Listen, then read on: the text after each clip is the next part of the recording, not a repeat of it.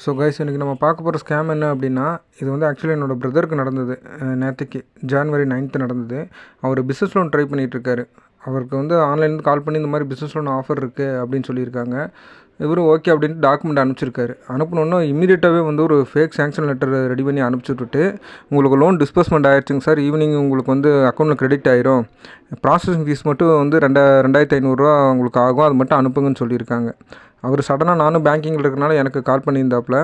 நான் அதை செக் பண்ணி பார்த்தோன்னே ஃபேக் மாதிரி இருந்துச்சு. சடனாக அந்த பிரான்ச் எந்த பிரான்ச் சொன்னாங்களோ, தனலட்சுமி பேங்க்குன்னு சொல்லி ஆர்எஸ்புரம் சொல்லியிருந்தாங்க. அங்கே கால் பண்ணி கேட்டதுக்கு வந்து இது ஃபேக்குங்க, எதுவும் பேமெண்ட் கட்ட வேணாம் அப்படின்னாங்க.